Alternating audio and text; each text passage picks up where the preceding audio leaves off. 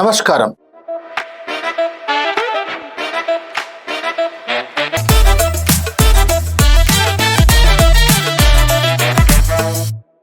మిత్రులారా, మహిళలకు చట్టసభల్లో రిజర్వేషన్లు కావాలి అని చెప్పడంలో బీజేపీ మాత్రమే మొదలు అలాంటి ప్రతిపాదన తెచ్చిందా? అంతకంటే ముందు కూడా మన దేశంలో అలాంటి ప్రతిపాదనలు ఉన్నాయా?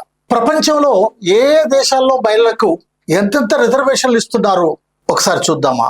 బ్రిటిష్ సామ్రాజ్యవాదులు విభజించు పాలించే విధానాన్ని అనుసరిస్తారు. అది బాగా వంట పట్టించుకున్నటువంటి బీజేపీ ప్రతిపక్షాలను విభజించి పబ్బం గడుపుకోవచ్చు అనుకుంటుందా? నాడు సత్యభామ అనే మహిళను అడ్డం పెట్టి నరకాసురుడు అనే అటువంటి ఒక రాజుని హత్య చేయించారు. ఎందుకంటే ఆయన మహిళలతో యుద్ధం చేసేవాడు కాడు, పురుషులతో మాత్రమే చేస్తాడు. అంతటి నీతివంతుడైన ఈనాడు ఆ దైవభక్తులైనటువంటి నరేంద్ర మోడీ, అమిత్ షాలు పార్లమెంటు స్థానాల పునర్విభజనను అడ్డం పెట్టుకొని పునర్విభజనను సాధించడానికి మహిళా బిల్లును అడ్డం పెట్టుకుందా? ఈ విషయాలను ఈ వీడియోలో మనం తెలుసుకుందాం. సాధారణంగా ప్రపంచంలో ఆయా చట్టసభల్లో, ముఖ్యంగా పార్లమెంట్ లో 26.5గా ప్రపంచంలో మహిళల శాతం ఉంది.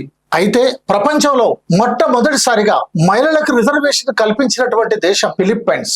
అది ప్రపంచ సగటు కంటే కూడా అధికంగా 28% మహిళలకు రిజర్వేషన్లు కల్పించింది. ఇంతెందుకు, పాకిస్తాన్ గాని వారి చట్టసభల్లో మహిళలకు రిజర్వేషన్లు అమలవుతున్నాయి. అలాగే నేపాల్, దక్షిణ కొరియాల్లో మహిళలకు 50% రిజర్వేషన్లు అమలు చేస్తున్నారు. అద్భుతం, చాలా గొప్ప విషయం.